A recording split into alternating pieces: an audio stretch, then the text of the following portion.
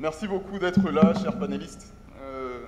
C'est un plaisir pour moi de prendre part à la modération de ce panel. On a eu de brillantes interventions d'introduction sur les performances économiques de notre pays, sur l'historique, sur les défis aussi, sur certains défis et certaines faiblesses qui restent à combler et auxquelles il faut apporter des réponses.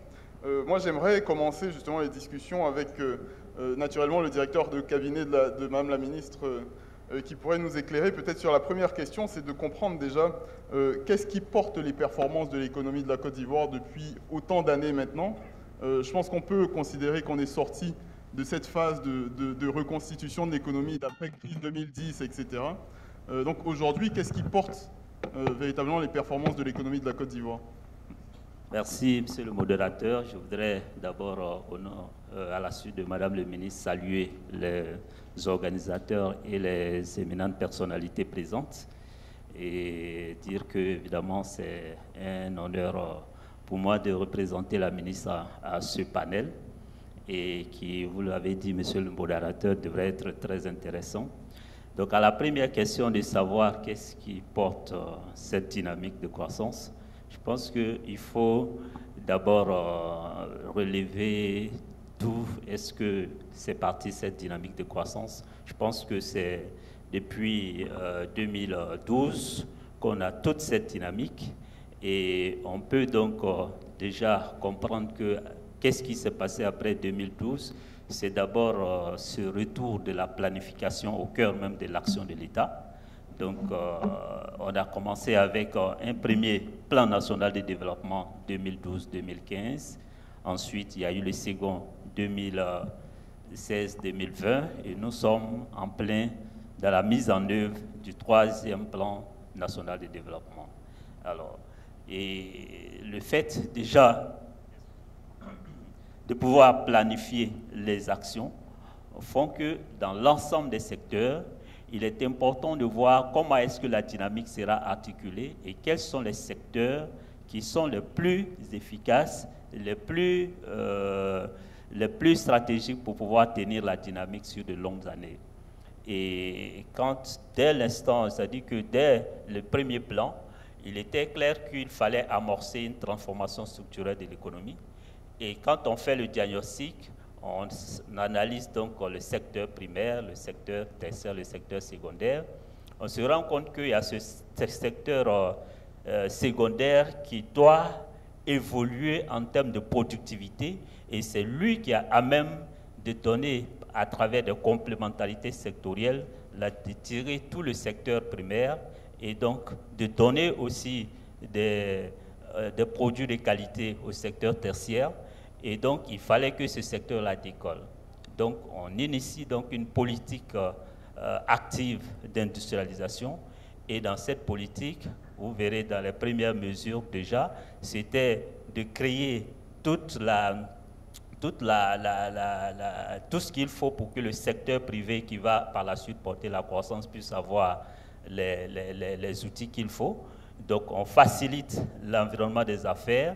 On va impulser la mise en place d'infrastructures économiques de qualité qui vont permettre à l'activité d'être vraiment beaucoup plus solide et de tenir pendant des années. Et également, on va améliorer tout ce qui concerne la gouvernance. Et donc, c'est un ensemble de réformes structurelles, d'abord de premier niveau qui seront dans le PND 2015-2012, qu'on va poursuivre avec les autres PND. Et l'ensemble de ces réformes structurelles, évidemment, peut expliquer ce que vous voyez aujourd'hui. Et bien évidemment, avec l'investissement public de l'État qui est relativement important pour faire le levier de cette croissance. Et bien sûr, à terme, si l'économie est plus attractive, est plus compétitive et également peut créer plus de richesses, on s'attend à ce que le secteur privé qui bénéficie aussi d'un ensemble de mesures de facilitation de réformes en place puisse prendre le relais et créer plus de richesses. Et c'est ce à quoi nous assistons aujourd'hui. Et bien entendu, la dynamique est loin de se souffler, étant donné qu'au fil de fil à aiguille, on finit par trouver la bonne mise en œuvre des réformes qu'il faut pour maintenir la dynamique du système. Merci infiniment. Vous avez parlé effectivement d'investissement public, on l'a vu depuis de très nombreuses années maintenant.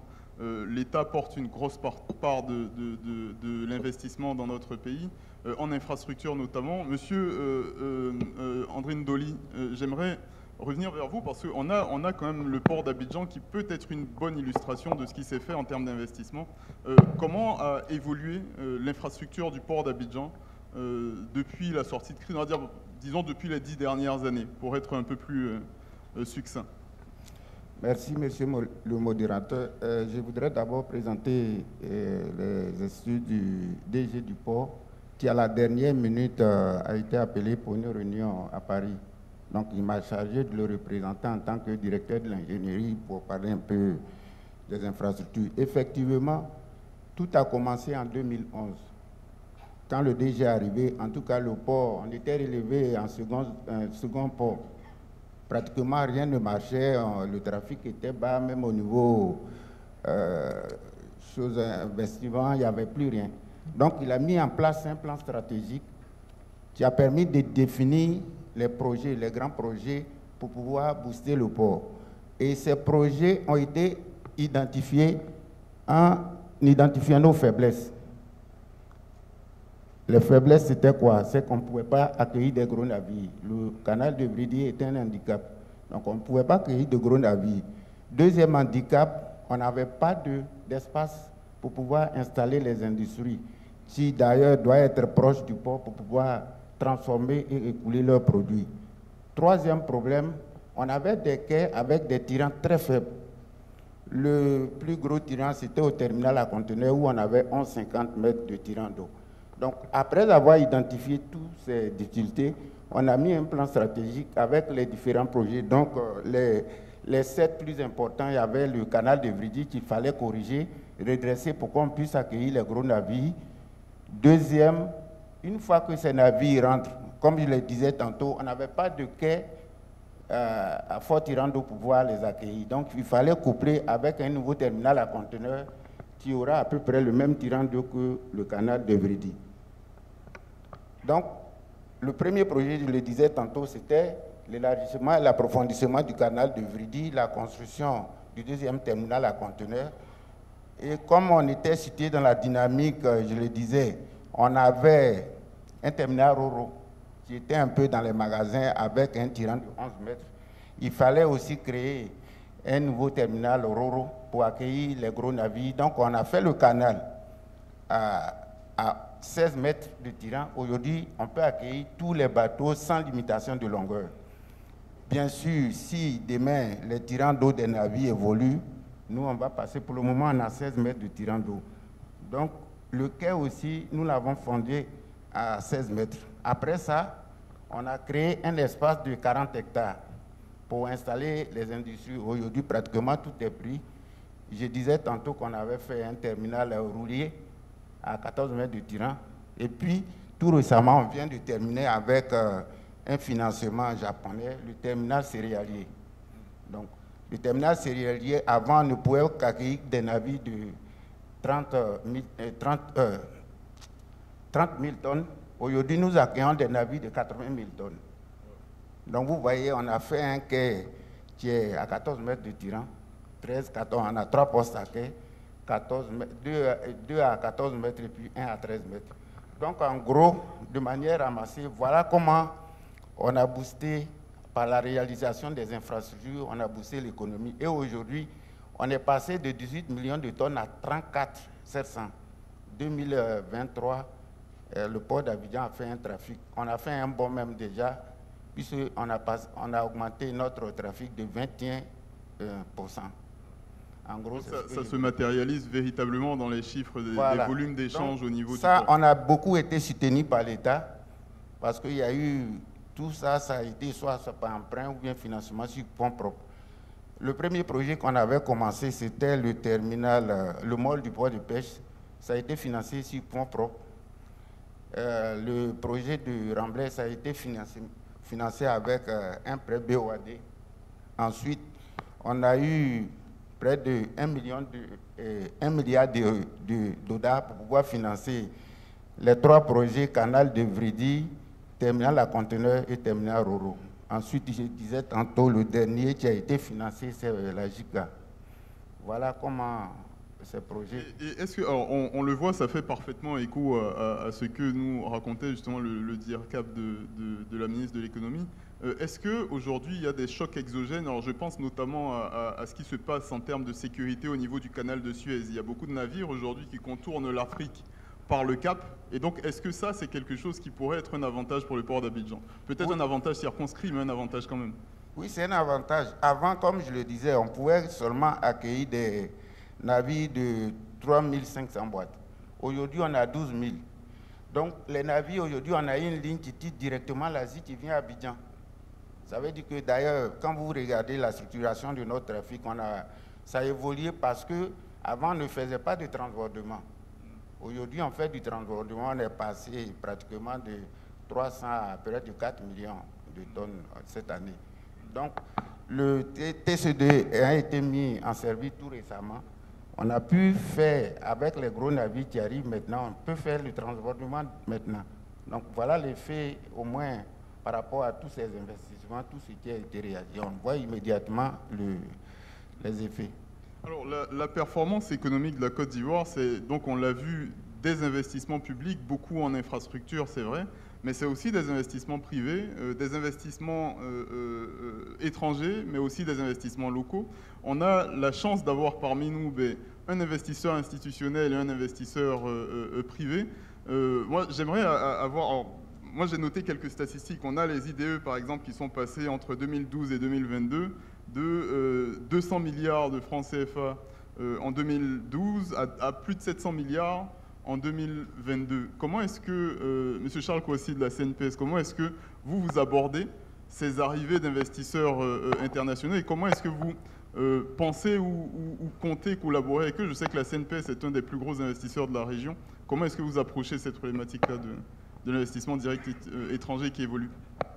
Merci. Allô? Vous m'entendez? Très bien, très bien. Alors, effectivement, la CNPS sur ce plateau, pas en tant qu'organisme de sécurité sociale, mais plutôt en tant qu'investisseur institutionnel, ce rôle qui a été développé ces 10-12 dernières années. Et vous avez tous écouté le président Zézé par rapport aux faiblesses que nous avons, même s'il y a de la performance économique, il y a des points de faiblesse. Et la CNPS s'emploie à réduire, par sa contribution, ces points de faiblesse. Alors je vais les citer, je vais juste résumer. Il y a la faiblesse du secteur secondaire, la question de l'industrialisation. Il y a l'importance de la dette extérieure par rapport à la dette totale. Il y a aussi le faible financement des PME, des petites entreprises. Alors, si on les prend point par point, d'abord par rapport à la dette de l'État de Côte d'Ivoire, la CNPS en tant qu'investisseur souscrit régulièrement aux opérations de l'État, les emprunts obligataires, les TPCI, l'OAT. Pour donner une idée, il y a 12 ans, le portefeuille d'emprunts obligataires, le stock d'emprunts obligataires vis-à-vis de l'État n'était que de 4 milliards. Aujourd'hui, nous sommes à 500 milliards de portefeuille de stock vis-à-vis de l'État. Ça s'est fait progressivement et depuis 3 années, nous avons véritablement accéléré pour atteindre 140 milliards en 2023 et à mi-parcours, cette année, nous sommes déjà à 85 milliards. Et donc, vous voyez que la CNPS, dans ce rôle-là, alimente l'État de Côte d'Ivoire en ressources internes, puisque dans les conclusions, il s'agit de réduire les ressources externes en termes d'endettement pour renforcer les ressources internes. Alors, juste sur ce point, je reste avec vous, Monsieur le Directeur Général, juste pour mettre en perspective ce point-là qui me semble très intéressant, parce que là, je viens de vous citer le chiffre, c'est 700 milliards d'IDE. Là, vous me dites qu'il y a 500 milliards de stock d'emprunt obligataire. D'accord, donc bon, on est sur un stock, donc c'est pas un flux, mais quand même, ça met quand même les choses en perspective, parce que ça veut dire qu'on est capable, avec des ressources intérieures, de mobiliser des ressources quand même très importantes. Très importantes. Mais le plus important, c'est que l'État de Côte d'Ivoire n'a pas de pression par rapport au remboursement de cette dette. Bien que la dette est remboursée régulièrement, parce que c'est très bien réglementé par la BCAO et tout ça. Mais si jamais il y avait des difficultés, il n'y aurait aucune pression, contrairement à la dette extérieure où même si vous devez 100 ou 200 milliards, on commence à parler des défauts de paiement et puis bon, tout ce qui s'ensuit, les dégradations de notes.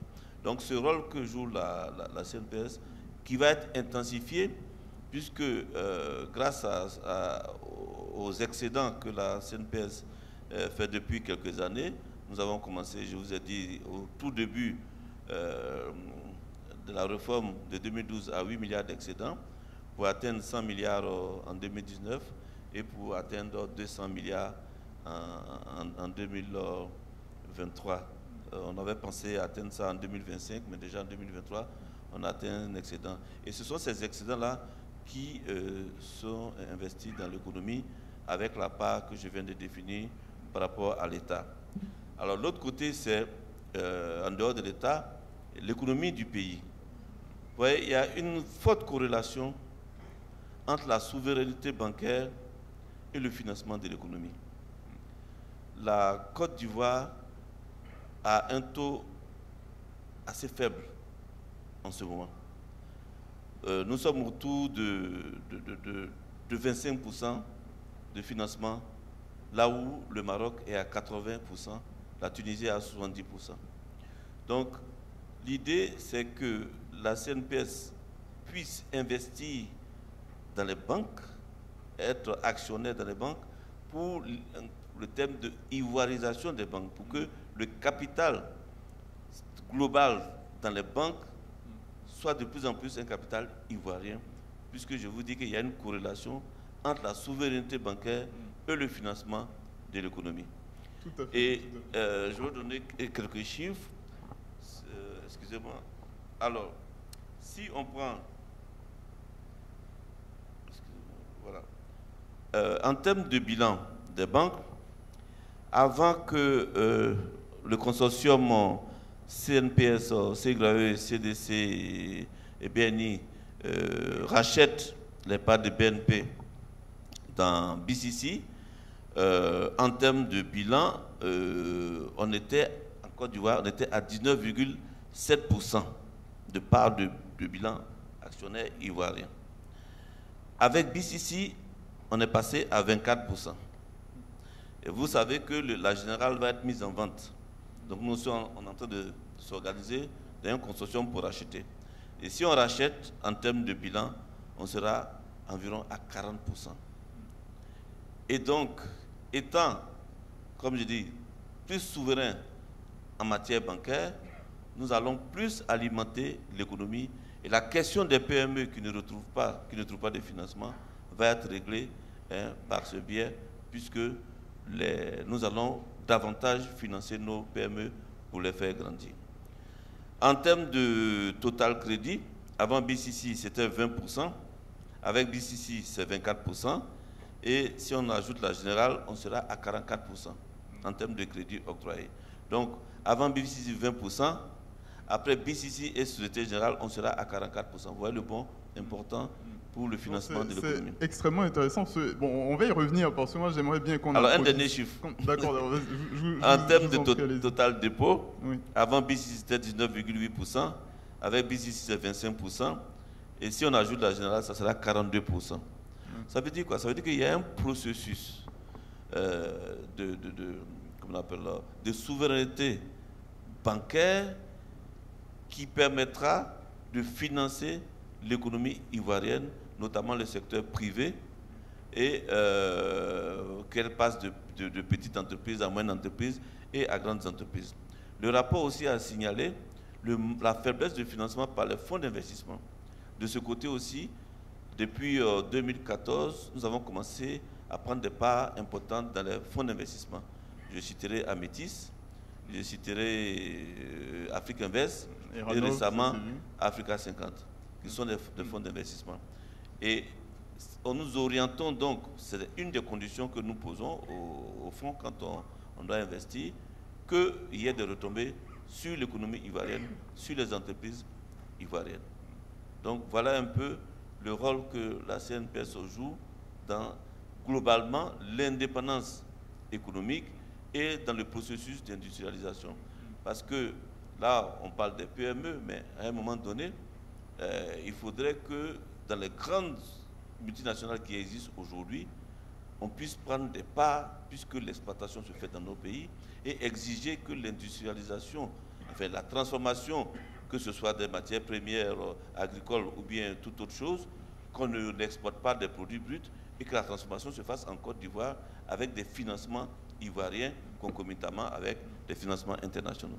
Alors moi je trouve ça extraordinaire, hein, parce que félicitations à vous, parce que c'est une approche qui est assez particulière, mais j'aimerais qu'on y revienne un peu plus tard dans la discussion. Quand on va parler, alors je pense qu'on va pouvoir parler de souveraineté économique, et à mon avis ça va être un point quand même essentiel. Alors Cheikh, toi tu es avec HC Capital Properties.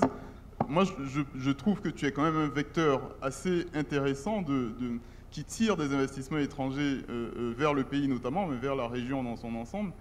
Comment est-ce que tu perçois, ou comment est-ce que tes interlocuteurs de l'extérieur perçoivent le potentiel ivoirien, le potentiel économique ivoirien? Merci de la question. C'est très intéressant. Quand on a commencé à regarder, à investir dans la région, les 3 pays qu'on regardait en priorité, c'était le Nigeria, le Ghana et la Côte d'Ivoire. Et comme on le sait, tout fonctionne en termes de cycle. Et donc la Côte d'Ivoire, qui venait de sortir après 2011 de sa crise, était dans un cycle ascendant. Et en 2015, avec tout ce qui s'est passé, la chute du pétrole, etc., ces 2 marchés sont passés dans un cycle descendant.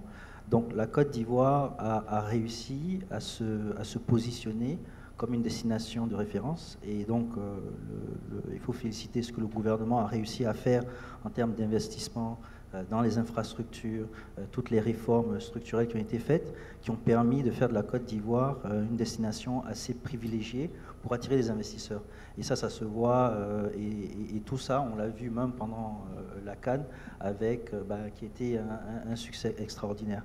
Et donc, nous, aujourd'hui, la problématique qu'on a, c'est que quand on repart vers nos investisseurs internationaux pour investir avec nous, en réalité, on n'est pas confronté à une comparaison régionale. On est confronté à une comparaison internationale. Et donc aujourd'hui, quand on vient qu'on présente des investissements, on va les comparer à, OK, si on investissait en Asie du Sud-Est, si on investissait en Amérique latine, ou même si on investissait au Texas, comment est-ce que ça se compare? Et évidemment, donc, que ce soit avéré ou pas, il y a une perception de risque politique, de risque de pays émergents. Il y a une prime qui est toujours appliquée. Donc à chose égale, il faut que les investissements soient plus rentables dans notre zone. Et donc avec tout ce qui s'est passé, la Côte d'Ivoire a vraiment réussi à se positionner et à attirer. Et donc nous, on a réussi à attirer des investissements dans divers secteurs. Aujourd'hui, on a environ 16 participations sur environ 135 milliards de francs CFA sur les 7 dernières années. Mais ça a été possible parce qu'on a réussi à montrer qu'il y a un potentiel. Mais la réalité, c'est que quand ces investisseurs regardent notre région aujourd'hui, ils ne sont pas obligés d'être là. Il n'y a que juste un certain nombre d'investisseurs qui se disent il faut qu'on soit là. Et donc ça, c'est les investisseurs régionaux et les acteurs de développement, donc la BAD, la Banque mondiale, Proparco, la BOAD, etc., qui doivent être là. Mais sinon, pour les autres, ils nous mettent en relation avec les autres. Et c'est pour ça que je pense que quand on fait les benchmarks et qu'on compare nos performances, je pense qu'il faut qu'on soit ambitieux et que le benchmark, ce soit plutôt des pays comme le Vietnam, la Malaisie, la Thaïlande. C'est vrai que ce sont des économies qui sont entre 350 et 450 milliards de dollars en termes de taille, donc relativement loin de nous. Mais en termes de pouvoir se tirer vers le haut, c'est vis-à-vis de ces indicateurs-là qu'il faut qu'on puisse se comparer. Il faut qu'on reste quand même modeste. C'est ce que tu nous expliques. Mais oui. Non, il faut qu'on soit ambitieux. Ambitieux, d'accord. Voilà, on peut voir le verre comme à moitié vide ou à moitié plein. Je pense qu'en tant qu'investisseur en equity, on est optimiste et donc il faut le voir à moitié plein. Et donc je pense qu'en se comparant, en essayant de se tirer vers là, ça fait que je pense qu'on pourra être plus compétitif pour attirer ces investissements. C'est déjà très intéressant de savoir que du point de vue extérieur, on change quand même de benchmark. C'est déjà un point très intéressant. Après, de ce que je comprends de ce que tu dis, il y a quand même encore un biais de perception en fait. C'est-à-dire que si à qualité de signature, à potentiel équivalent avec l'Amérique latine, il y a quand même une prime de risque supplémentaire pour le pays, c'est qu'il y a encore un biais de perception qui reste. Oui, et c'est pour ça qu'il y a un travail de fond et de forme. Donc le travail de fond qui est en train d'être fait, il y a encore beaucoup de travail, mais il y a beaucoup de travail qui a été fait. Mais il y a aussi ce travail de forme où il faut continuer d'améliorer les indicateurs et puis surtout de s'assurer qu'on a un cadre où quand on a des investisseurs, surtout internationaux qui viennent, on s'assure que on facilite les investissements. Et c'est pour ça que le CPC et tous ces organes sont là pour essayer de le faire. Et peut-être pour rejoindre le point de tout à l'heure, c'est-à-dire que quand la plus grosse problématique qu'on a aujourd'hui, en réalité, et ça se voit sur toute l'Afrique, c'est quand on attire des investissements internationaux. Ces investissements ils ne vont pas rester éternellement. Donc à un moment, quand il y a un investissement qui a été fait, que ces investissements sont stabilisés, il faut qu'il y ait une certaine liquidité pour que ces investissements puissent être monnayés et créer un cycle où après, quand les investisseurs récupèrent cet argent, ils puissent le réinvestir. Et je pense que c'est là où la CNPS et tous les autres acteurs institutionnels de la région, les compagnies d'assurance, les fonds de pension, ont un rôle extrêmement important. Parce que quand on attire des investisseurs, nous on le voit, qui font des investissements dans des sociétés et qui se passent bien, à un moment, quand il faut créer de la liquidité pour sortir, c'est tout un problème. Ce qui fait que, on a investi dans une belle compagnie qui se porte bien, mais on ne peut pas monnayer, créer de la liquidité, et donc on est bloqué. Et ça fait que la prochaine fois qu'on revient, ils se disent oui, c'est très bien, mais on n'a pas assez de liquidité. Et je pense que c'est vraiment là où tous les travaux qui ont été faits. Locaux. Exactement. Donc il y a les institutionnels évidemment, donc qui doivent aider à créer ces liquidités. Il y a la BRVN donc qui fait beaucoup de travail pour faciliter les levées de fonds et la participation autant au niveau des PME que des grandes entreprises et aussi au niveau des acteurs stratégiques locaux et régionaux qui eux aussi doivent participer à cette création de liquidités. Alors, merci infiniment, Cheikh. Alors, ça fait un peu plus de 30 minutes maintenant qu'on parle de notre pays. On peut penser à travers tout ce qu'on a dit qu'on est dans le pays idéal et qu'il n'y a aucun défi et que tout se passe parfaitement bien. Mais malheureusement, il y a des défis et on va essayer de les aborder. Moi, je vois dans les perspectives ivoiriennes, dans les perspectives de l'économie ivoirienne, je vois deux défis majeurs. Le premier, pour moi, c'est à court terme, c'est le déficit public. Je sais que les présentateurs de ce matin, y compris même la ministre d'ailleurs, y a réagi un petit peu. On a un déficit qui est quand même très important. C'est vrai que beaucoup de pays à travers le monde connaissent une structuration financière similaire à peu près. Je pense à la France notamment, qui a aussi une grosse problématique de déficit public. Moi, ma première question qui s'adresse au DIRCAB, sur la performance économique, à quel point est-ce qu'on peut considérer que la performance économique de 2013, et peut-être même celle à venir de 2014, est suffisante quand on a un déficit de 2023 et de 2024. Donc, est-ce qu'on peut considérer que ces performances économiques sont fiables et sont soutenables quand on a un déficit qui est autour de 5%, 5,5%, et un taux de croissance qui est un peu plus élevé, qui est entre 6,5 et 7%. Parce qu'en réalité, si on retraite la croissance du déficit, on peut se poser quand même des questions sur la soutenabilité de la croissance. Merci. Je pense que le déficit public ne devrait pas être problématique dans la mesure où il est correctement adressé, en fait. D'abord, il faut dire que si vous regardez le niveau, et déjà en 2000, il a fait un pic en 2022, mais il a amorcé une tendance baissière. Et nous allons conserver cette tendance baissière jusqu'en 2025. Et bien entendu, on pense qu'à ce niveau, on pourra entrer dans les critères de l'UEMOA, c'est-à-dire qu'on sera au moins à 3%. Et dire aussi, ce qui est important, c'est est-ce que le déficit en lui-même, comment il est financé en fait. Et il n'est pas ici, il n'est pas financé d'abord avec l'inflation. Parce que l'inflation, il faut aussi reconnaître que ça a amorcé une tendance baissière. Donc, ce qui voudrait dire que, effectivement, ce n'est pas au détriment des ménages. Ensuite, comment est-ce que l'État adresse la question?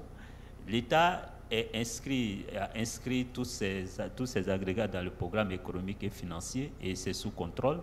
Et le fait de pouvoir déjà savoir qu'est-ce qui est à l'origine du déficit et comment vous abordez, évidemment, ça donne déjà au moins 50% de la solution. Et ici, c'est de comprendre que, comme on a dit, avec les chocs exogènes qui sont arrivés, évidemment, il faut pouvoir faire face à ces chocs-là pour que non seulement l'appareil même de l'État continue à livrer les services qu'il faut pour qu'il y ait la croissance, mais surtout que le soutien qu'on apporte aux ménages, le soutien aussi qu'on apporte au secteur privé, qu'on maintienne un peu ce soutien depuis la dynamique de croissance pour que les acteurs ne soient pas essoufflés en fait. Et c'est ce qui explique ce déficit. Et quand bien même il est élevé, vous voyez que même les maisons de notation sont d'accord qu'il n'est véritablement pas, il ne constitue pas vraiment un risque qui cristallise et les notations sont bonnes. Et c'est ce qui explique qu'aujourd'hui, on a une note améliorée au niveau de Bloomfield.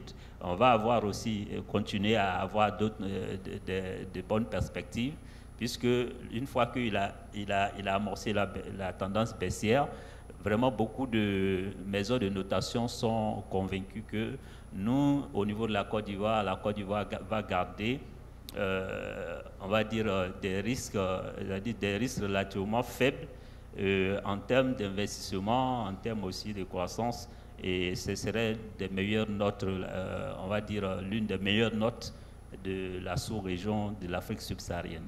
Donc le déficit en lui-même, vraiment, la question est adressée et on est vraiment sur une pente baissière.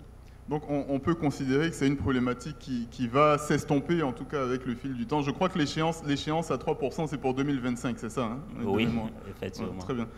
Alors, juste une question de précision.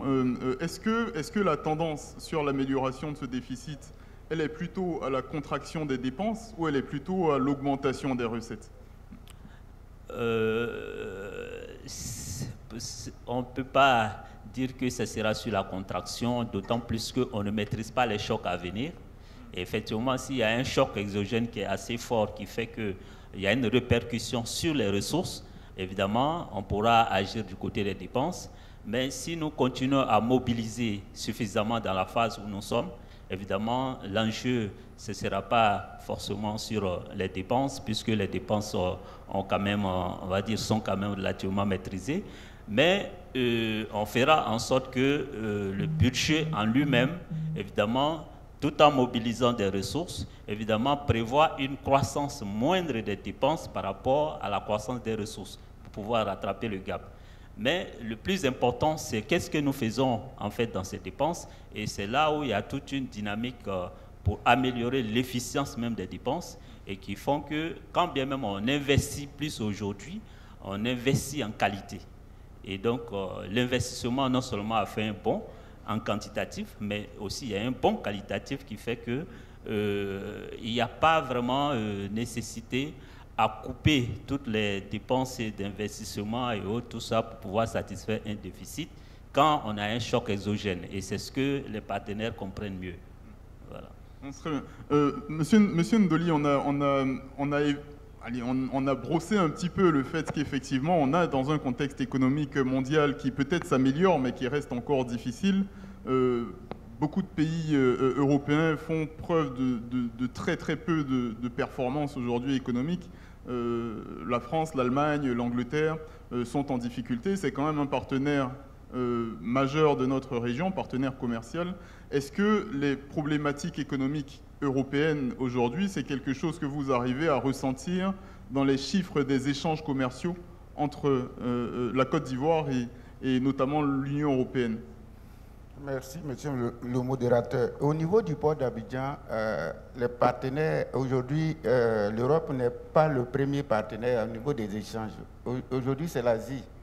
Donc, dire que nous le ressentons vraiment, véritablement, on n'allait pas faire ces croissances extraordinaires de 21. Quand vous regardez la répartition des trafics, on fait beaucoup plus maintenant avec l'Asie plutôt que l'Europe.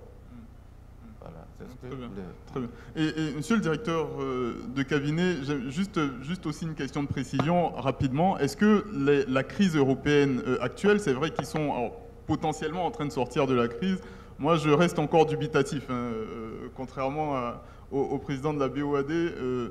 Mais est-ce que c'est quelque chose que vous observez de près? Est-ce que vous préparez à un choc exogène venu de l'Union européenne ou c'est quelque chose qui vous semble anecdotique? Nous observons la situation de très près, mais c'est pas tant la venue du choc, mais c'est par quoi le choc arrive. Et c'est ce qui est important. Quand on a les chocs sur l'offre et que cela se répercute sur les intrants, évidemment, nous sommes directement touchés. Et en ce moment, on est obligé de regarder comment est-ce que l'économie se comporte vis-à-vis, puisque nous devons importer de ces intrants-là, comment est-ce que l'économie se comporte et comment est-ce que le secteur privé réagit. Et en ce moment, il faut être attentif pour savoir si vous avez un choc sur certains entrants tels que le fret et autres, tout ça, où ça se répercute, évidemment, vous êtes obligé de rechercher des solutions pour ne pas que cela vienne vraiment entraver la dynamique économique, parce qu'il faut reconnaître que si c'est en termes d'investissement, on a quand même une économie un peu tournée vers l'extérieur, puisque une bonne partie des intrants qui rentrent dans l'investissement, évidemment, nous proviennent de là. Donc, si c'est de l'inflation importée, évidemment, il faut s'y préparer. Et si aussi c'est sur peut-être des intrants agricoles, alors que nous avons une économie qui est, on va dire, qui a un secteur agricole relativement important et sur lequel nous travaillons de sorte à accroître la productivité, évidemment, on est attentif à cela.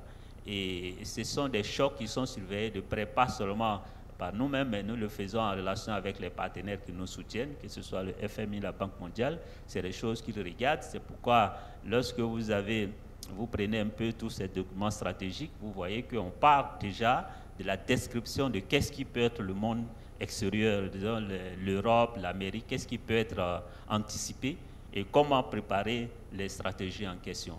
Mais il arrive bien sûr que quand le choc est très fort et pertinent, il arrive que vous vous préparez, mais vous prenez quand même des coups. Donc l'un dans l'autre, on est toujours obligé d'observer, de tourner vers ce qui se passe là-bas.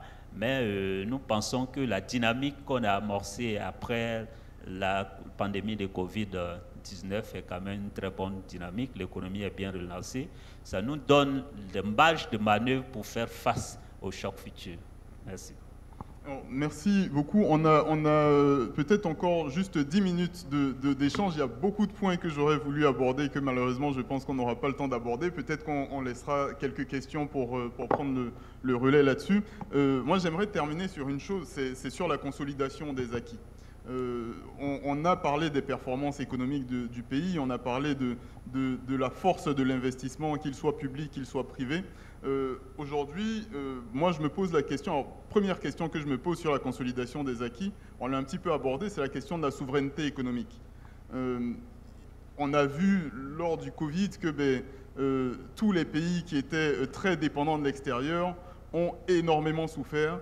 Et en Côte d'Ivoire, je pense que c'est important aussi qu'on se pose la question de la protection des investisseurs privés, des capitaux ivoiriens, Et en ça, je pense que la CNPS est bien placée pour nous en parler. Moi, j'aimerais bien qu'on aborde, Monsieur Charles Kouassi, j'aimerais bien qu'on aborde la question de la rentrée de la CNPS chez Eranov. Je ne sais pas si vous avez le droit d'en parler.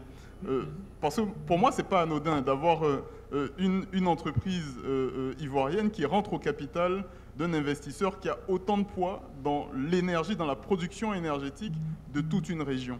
Est-ce que vous pouvez nous en parler un petit peu et nous raconter un peu l'ambition de la CNPS sur le poids de l'investissement local des capitaux ivoiriens sur l'économie ivoirienne? Alors, je disais que la CNPS essaie d'observer les faiblesses de l'économie ivoirienne pour voir quel rôle, quelle contribution elle peut apporter. Et l'énergie, qui est un point névralgique aussi dans le développement d'un pays, c'est depuis 2015-2016 que nous avons abordé la question, et avec Eranov, nous avons commencé avec une prise de participation de 5%, et 3 ans après, nous sommes montés à 15% de participation. Je sais qu'à l'avenir, on va augmenter nos participations. Là aussi, toujours pour l'autonomie du pays vis-à-vis de tous ces secteurs-là. Parallèlement, on investit aussi avec l'État de Côte d'Ivoire et Eranov sur des projets bien précis comme le Atenkou, où nous avons 15% de participation, et Eranov. Donc, on intervient directement, mais on intervient aussi à travers Eranov. Donc, tout ceci, c'est pour accroître notre indépendance. Et l'énergie, la question de l'énergie est tellement importante que nous allons continuer à accroître nos investissements dans ce secteur-là. Je voudrais revenir un peu sur la solidité quand même des acquis, pour dire que, et notamment par rapport au financement des PME, on a parlé des fonds des banques qui ne sont pas des ressources longues. Là aussi, c'est une préoccupation pour la CNPS de pouvoir jouer un rôle important, puisque on a en permanence autour de 150 milliards de DAT dans les banques, et nous faisons en sorte de maintenir ces DAT-là tout en continuant à investir dans l'économie.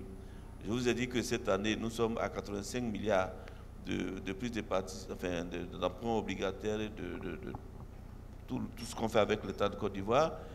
En un trimestre, nous avons dégagé ces 85 milliards sans déranger nos DAT dans les banques.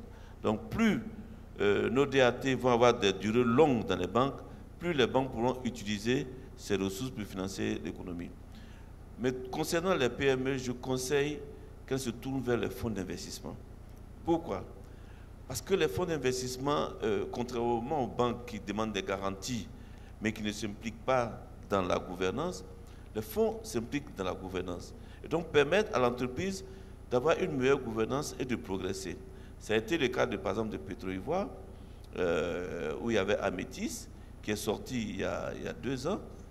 Il y avait 15% de part d'Amétis que la CNPS a récupéré. Et donc, Petro-Ivoire n'a plus cette pression de dire que bon, il y a un fonds qui va sortir. Nous, on n'aura pas besoin de sortir. On aura plutôt besoin d'accroître notre participation pour que Petrosi joue un rôle plus important. Et c'est pour ça que j'insiste sur le financement des PME par les fonds d'investissement, puisque nous-mêmes, nous finançons les fonds d'investissement, de sorte qu'elles gagnent en maturité et ne connaissent pas des crises de croissance dues à la mauvaise gouvernance. De toute façon, après, nous allons revenir vers elles quand on va avoir une taille plus importante et que la stabilisation de la gouvernance nous permettra d'investir dans ces structures-là. Donc c'est vraiment tout un processus que nous observons et dans lequel nous aurons un rôle de plus en plus important. C'est bien d'avoir un investisseur permanent dans notre pays. Donc, je pense que c'est l'idée et c'est tout à votre honneur. Cheikh, est-ce que toi, tu as effectivement, on a brossé un petit peu peut-être les éléments qui manquent dans notre structure de capital investissement. Est-ce que toi, tu as d'autres choses à ajouter là-dessus sur ce qui manquerait éventuellement pour accélérer l'investissement et le pérenniser dans le temps? Bon, c'est clairement une chaîne de valeur. Comme monsieur le directeur le disait tout à l'heure, il y a différents types de capitaux qui doivent être investis à différents moments de la vie d'une société. Donc quand on a des entreprises qui viennent d'être créées, des startups, il faut se tourner vers du capital risque, vers des venture capital. Donc là encore, on a quelques acteurs qui sont présents, mais il n'y en a pas assez. Okay? Et donc même au sein de ces venture capital, en général, on pense souvent à des acteurs qui se focalisent dans la technologie, mais en réalité, on a des économies qui sont en majorité informelles et qui ont besoin de tout. Donc en fait, il faut qu'on puisse avoir des acteurs qui puissent investir dans des sociétés qui sont en création dans différents pans de l'économie. Donc ça, je pense qu'il y a encore un gap. Et ça, c'est là où je pense que les institutionnels, donc comme la CNPS, peuvent investir dans des fonds qui vont investir à ce niveau. Et quand ces entreprises-là vont se développer, on va pouvoir passer le relais maintenant à des fonds qui se spécialisent sur des PME. Et après, on peut aller sur des plus gros fonds. Et après, on peut aller sur éventuellement des sorties sur la BRVM dont on parlait. Donc ça, c'est extrêmement important que le cadre qui est mis en place puisse continuer à être amélioré, avec l'AMF aussi qui fait beaucoup de travail pour essayer de faciliter tout ça. Et après, qu'on puisse passer à la phase d'après où il y a des plus gros investisseurs, des compagnies d'assurance, etc., qui peuvent rentrer soit directement dans ces sociétés, ou soit via des produits qui vont être placés. Donc nous, par exemple, il y a 2 ans, on a réussi à accéder à un nouveau groupe d'investisseurs en faisant un placement privé, en faisant un green bond, un placement vert, et ça nous a permis d'avoir accès à 13 acteurs institutionnels de la sous-région, pas seulement de la Côte d'Ivoire. Mais pour ce faire, voilà, il fallait pousser, il fallait innover, et il fallait qu'on puisse présenter un produit où ils pouvaient investir. Et ça, c'est toute une chaîne de valeur. Donc, il faut que plus d'acteurs du secteur privé travaillent pour proposer ce type d'investissement pour que les autres acteurs institutionnels puissent investir. En tout cas, c'est le cas aux États-Unis, c'est le cas en Europe, c'est le cas dans tous les pays développés. Le gouvernement ne peut pas faire tous les investissements. C'est fondamental que les secteurs privés le fassent. On ne peut pas le faire en autarcie. Il est impératif qu'on ait des investissements étrangers qui viennent et il est aussi impératif que les acteurs institutionnels locaux participent à la chaîne de valeur. Donc il est important qu'ils aient donc, des participations donc, dans les bons de l'État, qu'ils aient des DAT, qui participent dans des fonds et qu'ils investissent directement dans des sociétés. Donc c'est tout cet écosystème en fait qui donc est embryonnaire en fait à différents niveaux qu'il faut continuer de développer. Donc plus d'innovation, plus d'ingénierie. Bon, on a parlé beaucoup investissement, on a parlé risque, on a parlé capital investissement. On a très peu parlé de capital humain. Moi, j'aurais bien aimé aborder cette question. Mais malheureusement, il faut qu'on rattrape un petit peu le retard qu'on a déjà accusé. Donc, moi, j'aimerais bien que s'il y a des questions, qu'on ait des questions sur le capital humain, sur le niveau de vie du citoyen moyen ivoirien, sur la question de la santé, de l'éducation. Donc, le floor est ouvert pour les questions. On a encore 15 minutes. Alors Soraya, je ne sais pas si elle est encore là. Je pense que j'ai encore 15 minutes normalement pour une vague de questions. Une seule minute 15 minutes, c'est ça? D'accord, très bien, parfait. Donc, alors j'ai des questions. Si je peux avoir un micro qui circule. Ce serait bien. Alors, il y a monsieur devant. Alors, donc, si vous pouvez juste vous présenter. On va peut-être prendre une vague de 3 questions. Vous présenter et essayer d'être un peu succinct sur la question, comme ça nous permettra de prendre plusieurs personnes. Merci beaucoup.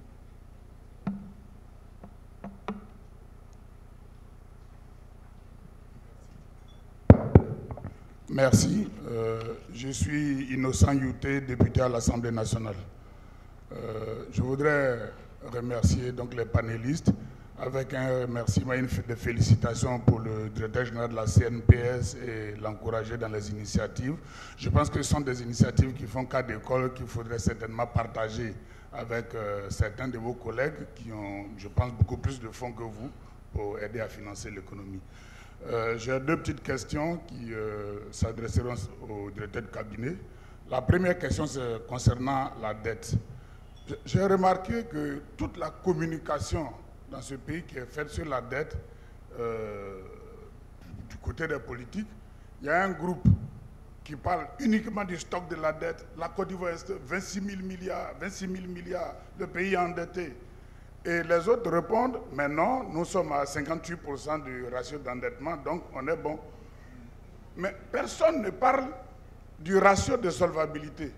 Il n'y a pas de chiffre. Même la loi qui est passée la semaine dernière, sur le ratio de solvabilité, le texte est mieux. Et là, je trouve dans ce rapport, ratio service de la dette est resté efficace, 68% en 2023, là où le benchmark fait 20%. Et là, ça fait peur. Alors, je crois que ce chiffre-là, il a été corrigé, il me semble. Il me semble que ça, c'était le chiffre à septembre 2023 qui a été corrigé, il me semble, sur la fin d'année. Alors, je parle sous contrainte. Dites-moi si je me trompe, mais il me semble que c'est un peu plus bas, mais je comprends très bien votre question. Votre question, elle est parfaitement légitime. En actualisant, si on est dans les 20%, c'est mais il y a quand même un service de la dette élevé. Voilà, il faut 58%. Voilà. Et là, on est à 58%. Oui. Là où, si je peux me permettre, on était autorisé à être à 20%. Alors, je voudrais demander au directeur cabinet qu'est-ce qui est fait. Et justement, parce que ces chiffres... Donc pour maîtriser surtout le service de la dette. Voilà, il fait peur. Très bien. Nous sommes à... Et vous aviez une deuxième petite question? Oui, la deuxième petite question qui peut-être va aider, c'est à quand une vraie politique, peut-être encadrée par un dispositif législatif, sur l'émergence des champions nationaux? Parce qu'on a entendu tout à l'heure qu'il y a 5% des multinationales qui produisent 80% de notre richesse. Alors que moi, j'aurais bien aimé que... L'inverse. Voilà, l'inverse. On aurait bien aimé tout ça. Merci. Merci beaucoup pour la question, monsieur le député. Une deuxième question. Je laisse le choix à l'hôtesse. Comme ça, on me taxera pas de... Bonjour à tous. Bonjour. Je m'appelle Davis et je suis fondateur d'une start-up eChips. Davis. D'accord, très bien. Et une start-up qui fait des chips bananes plantain. L'objectif, c'est de remplacer Lay's dans tous nos rayons. Et je reviens pour une question envers le directeur Charles Kwasi. Par rapport à l'écosystème, déjà, c'est très bien d'injecter de l'argent dans les fonds d'investissement qui vont ensuite injecter dans les PME, SME. Mais bon, je pars du principe où s'il n'y a pas de traction de la part du secteur public, souvent le secteur privé est réticent pour injecter certains fonds. Donc pour créer cet écosystème-là, avant même de le structurer, pour moi, je pense que l'État devrait directement investir en créant pour moi une plateforme qui va permettre de donner des fonds directs qui viennent de l'État, mais pour les SME. Je prends l'exemple du Sénégal, où il y a la délégation de l'entrepreneuriat rapide, auquel, rattaché directement à la présidence, qui a injecté des fonds et qui a permis à l'écosystème d'être vraiment dynamique. Pour moi, c'est bien qu'on ait cette plateforme-là pour écosystème, start-up et tout ça, mais l'État doit être impliqué de manière directe, en octroyant directement les fonds. Donc vous souhaitez un investissement direct des fonds publics dans des start-up, oui, dans des start-up et des PME? Oui, à travers une plateforme. À travers une plateforme, mais qui serait publique, c'est ça? La plateforme publique, oui. D'accord, très bien. Pour motiver les investisseurs. Alors, je pense que la question, elle est peut-être... Bon, on va prendre l'avis du directeur général, mais ce sera aussi peut-être l'occasion que le DIRCAP de la ministre s'exprime là-dessus. Merci pour la question, Davis. Alors, on en prend une troisième, et puis une troisième personne, et puis on partira sur cette vague de questions déjà. Bonjour. Je reviendrai. Bonjour à tous. Merci, je suis docteur Bamba Williams, je suis neurochirurgien et ma préoccupation ira un peu plus dans le domaine de la santé. Alors, concernant le capital humain dont a parlé tout à l'heure M. Youssouf, par exemple, dans ma corporation, nous sommes 30. Nous sommes 30 neurochirurgiens pour, disons, 29 millions d'habitants. Et l'accès à la spécialité, en dehors même de la spécialité neurochirurgicale, reste toujours une difficulté. Donc, ma préoccupation, ma doléance, c'est de savoir quels peuvent être des fonds mis à la disposition, par exemple, de médecins pour avoir des prêts ou des crédits, pour faire des formations et revenir encore se mettre au service de la Côte d'Ivoire, comme aux États-Unis, où peu importe les domaines, on peut avoir des prêts pour étudier, et ainsi de suite. Donc, ce serait bien. Deuxièmement, c'est la question de la recherche. Parce qu'aujourd'hui, quand on veut faire de la recherche et qu'on cherche une porte de fonds. Le ministère de la Santé, à travers l'État, fait tout ce qu'il peut, mais ce n'est pas toujours évident d'avoir des fonds pour assurer des recherches santé, pour pouvoir garantir un meilleur climat de santé à nos populations. Donc, telles étaient mes préoccupations. Merci. Merci beaucoup, Dr Williams. Donc, on va prendre déjà cette première vague de questions. Donc, il y a la question de monsieur le député sur le service de la dette et sur les champions nationaux. Donc, monsieur le directeur de cabinet, je vous laisse réagir là-dessus. Merci, je remercie tous les intervenants. Et pour cette première question, je pense que la dette, c'est vrai, comme il a dit, ça cristallise les échanges ces derniers temps. Mais peut-être que si on œuvre un peu plus dans l'analyse, on va mieux se comprendre. D'abord, je pense que tous ceux qui ont intervenu ont plus ou moins montré que donner le stock de la dette sans la rapporter en fait au PIB, donc à la création de ressources, n'a vraiment pas de sens. Et quand on rapporte, évidemment, ça nous donne un taux de 58,1% comme ça a été présenté tout à l'heure et que le gouvernement essaie de surveiller et d'encadrer. Mais par rapport à la question où il est dit que le ratio de solvabilité atteint un certain niveau dont il a parlé, en fait, non, je ne pense pas que ce soit le ratio de solvabilité. Il y a le service de la dette rapporté au PIB qui peut donner un certain montant, mais ça, c'est en termes de stock. Sinon, les ratios qui sont connus, et dans l'allocution de Madame le ministre, elle l'a relevé, les ratios de liquidité sont surveillés et n'ont pas de problème. Les ratios de liquidité, c'est d'abord la dette, le stock de la dette sur les recettes fiscales, et ensuite les recettes disons le stock de la dette sur la valeur des exportations. Et ça, c'est des ratios, c'est des éléments qui montrent votre capacité à pouvoir rembourser. Et dans l'analyse de la viabilité, je pense qu'il y a autour de 4 indicateurs, en plus des ratios de liquidité, disons les ratios de liquidité y compris, qui sont projetés et surveillés sur 40 ans.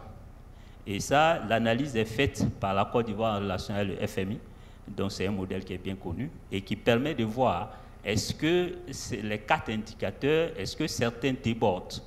Et c'est quand vous débordez sur un ou deux, et si vous débordez déjà sur 2, vous courez le risque d'être classé dans le surendettement.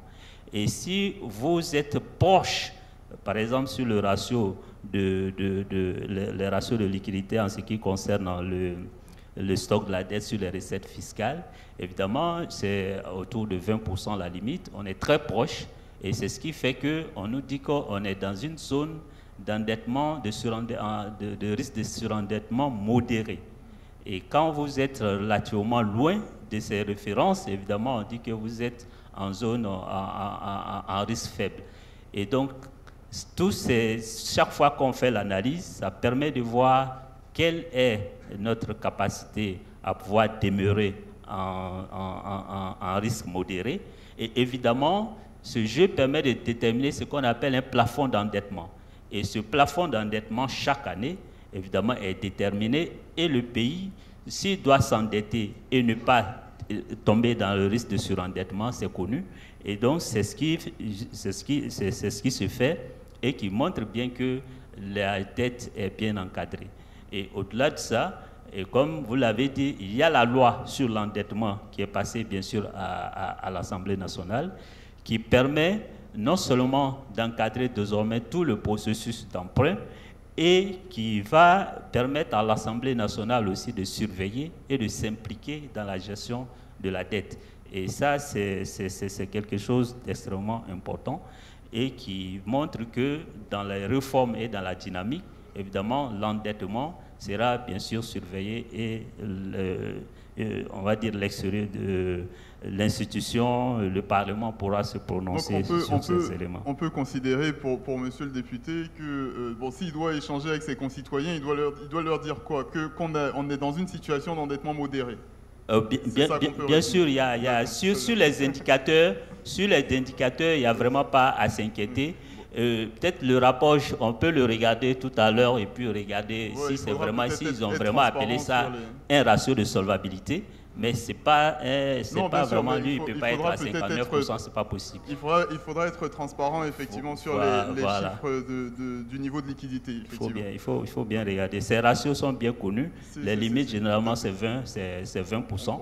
Et si vous dépassez, évidemment, on vous place dans. Il y a la deuxième question sur les champions nationaux. Oui, les champions nationaux, c'est une stratégie que l'État mène en relation avec le secteur privé. Bien sûr, on facilite les conditions d'investissement et tout ça, mais il faut permettre à des entreprises nationales qui vraiment sont leaders dans certains secteurs de pouvoir émerger. Et ça se fait en relation avec le patronat. Et peut-être que ça nécessite que ce soit beaucoup plus affiné. Mais déjà, ce qu'on peut observer, c'est que l'État essaie de mettre en place, en plus de tout ce qui est fait au plan national, une diplomatie économique qui fait qu'aujourd'hui, quand vous avez les échanges extérieurs, il y a tout un volet économique où on essaie de voir quels sont déjà les nationaux qui aspirent dans certains secteurs bien précis à pouvoir émerger, et également quels sont aussi, au niveau de la diaspora, on essaie de regarder s'il y a des Ivoiriens, des investisseurs extérieurs qui viennent. Pour être précis là-dessus, il y a différentes initiatives qui ont déjà été prises, je pense alors je ne sais plus comment ça s'appelle ce programme pour les PME, les champions. Enfin, c'est des PME que normalement l'État devait suivre depuis un certain nombre d'années. Je crois que c'est un programme qui date d'il y a 2 ans, 3 ans. Oui, c'est le programme Pépite. Voilà, le programme Pépite. Est-ce qu'aujourd'hui on a déjà des résultats là-dessus? Oui, étant donné qu'il y a une première cohorte déjà des entreprises qui sont suivies, et donc il va faire l'objet d'une seconde cohorte. Mais l'idéal, c'est que ces entreprises-là, on puisse voir effectivement, en bénéficiant de ces avantages, qu'est-ce qu'elles ont pu réaliser. Donc le processus est en cours. Évidemment, il est encore trop tôt de l'évaluer, mais la première cohorte, on pense que les activités se mènent bien. Et il y a tout un système de pilotage qui fait que... Donc pour cette première cohorte, il y a des dispositions au niveau de l'État pour les accompagner sur les process administratifs, sur les impôts par exemple. Est-ce qu'il y a des avantages fiscaux?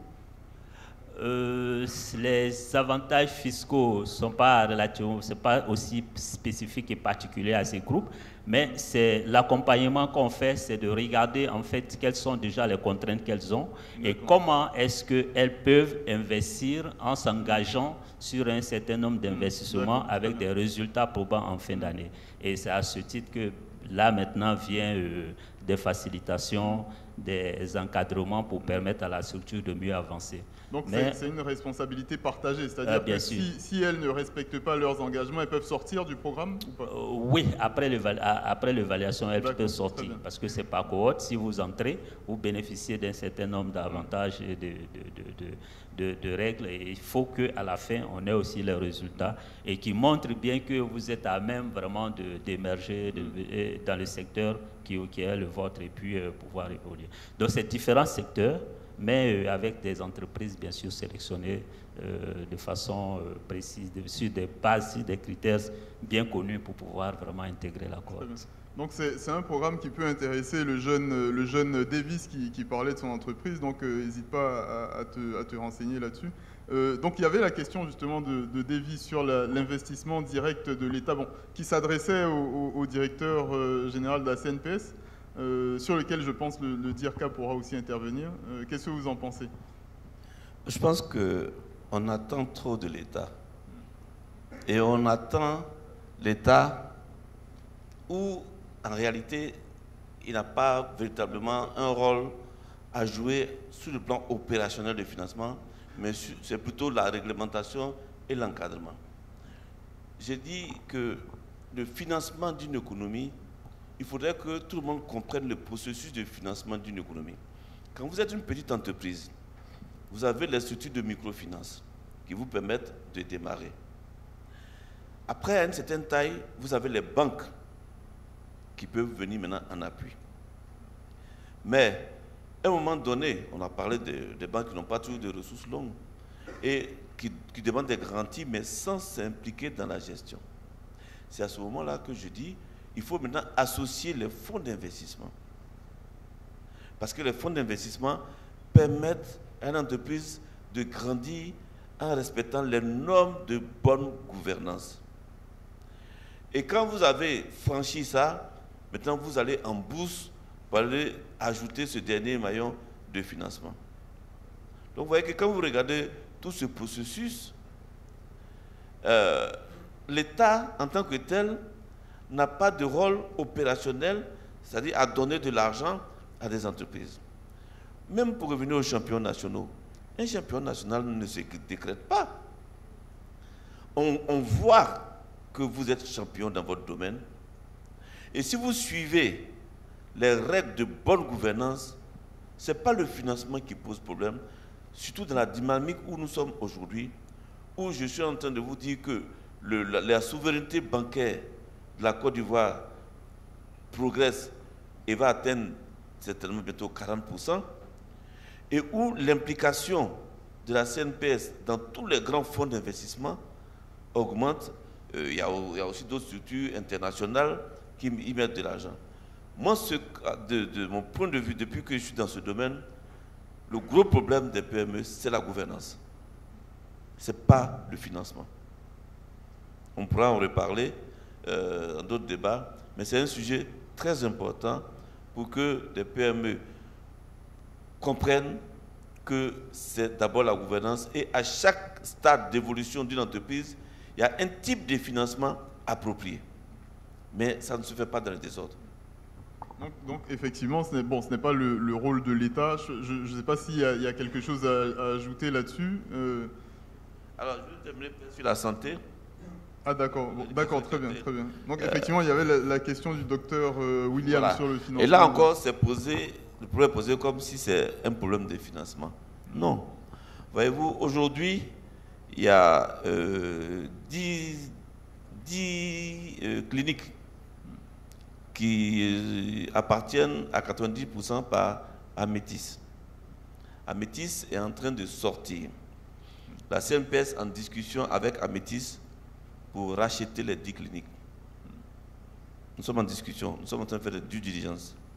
Mais moi, en tant que directeur général, mon inquiétude, ce n'est pas de trouver les fonds qui vont permettre de racheter, mais c'est que les Ivoiriens qui travaillent, est-ce qu'ils vont relever le défi de la gouvernance? C'est ça ma préoccupation. Est-ce que vous voyez? Donc si déjà il y a 10 cliniques qui peuvent être récupérées, c'est-à-dire la CNPS fait l'avance d'acquisition, mais s'il y a une bonne exploitation et qu'il y a des gains, des bénéfices, au fur et à mesure, les cliniques, les Ivoiriens vont reprendre, au lieu d'être salariés, vont devenir propriétaires et au fur et à mesure, la CNPS pourra se retirer. Donc, observons tout ça de façon vraiment, et sans toujours remettre, on attend trop de l'État. On attend trop de l'État. L'État a un rôle important de régulation, de rôle régalien, mais l'État n'est pas pourvoyeur de fonds. Alors, sur les problématiques opérationnelles, oui. Maintenant, le docteur a mentionné une question qui est quand même importante, c'est les questions de la recherche. Parce que moi, je fais partie de ceux qui ne croient pas au fait qu'on puisse développer le système éducatif ivoirien sans passer par la recherche. Oui, mais là encore, ce n'est pas l'État. Vous voyez, la Silicon Valley, vous connaissez, c'est le coin où on invente le plus, mais la Silicon Valley est financée par les fonds d'investissement qui, eux, sont financés par les fonds de pension. Le problème dans notre région, notamment la zone francophone, c'est qu'on ne travaille pas véritablement la finance. On ne travaille pas véritablement le business. Il y a des fonds dans lesquels on a mis de l'argent, mais ça a pris 5 ans pour que les fonds soient épuisés. C'est comme si c'est l'argent qui cherche du business. Et il faut renverser la vapeur. Il faut qu'on sache que la recherche et le développement, là encore, c'est le secteur privé. Quand je dis secteur privé, les fonds de pension, les fonds d'investissement. Parce que c'est là où il y a l'argent. L'argent, il faut le prendre là où il est. Et le développement des fonds de pension, le développement des fonds d'investissement, l'autonomie bancaire des nationaux et tout ça, pour injecter de l'argent sans qu'il y ait des critères liés à des conditionnalités et tout ce que vous savez quand les fonds viennent de l'extérieur. Merci beaucoup, monsieur le directeur général. Monsieur le directeur de cabinet, est-ce que vous avez quelque chose à rajouter? Moi, j'aimerais vous entendre quand même sur la partie éducation, parce que c'est... bon, c'est vrai, là, on a parlé beaucoup d'éducation dans le sens un peu privé, mais les labos de recherche ivoiriens à l'université publique, par exemple, on le voit... En France, par exemple, on a le CNRS qui fait énormément de choses, qui arrive à même sortir des brevets dans certains domaines. Est-ce qu'aujourd'hui, en Côte d'Ivoire, on a les moyens de financer la recherche publique? Merci. Excusez-moi. Avant de revenir à cette question, je voulais intervenir sur la question relative au fonds, on va dire, à l'implication de l'État dans le financement des PME. Comme l'a dit le directeur général de la CNPS, généralement, l'État, pour être efficace, il reste dans ses rôles régaliens. Et dans ses rôles régaliens, ça ne veut pas dire qu'il est désintéressé vis-à-vis des autres secteurs.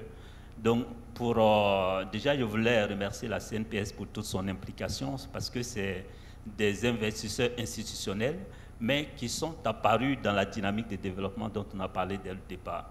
Mais tout part de quoi? Quand vous observez le secteur financier, il y avait peu de profondeur, c'est-à-dire en termes d'acteurs et en termes de produits. Excusez-moi.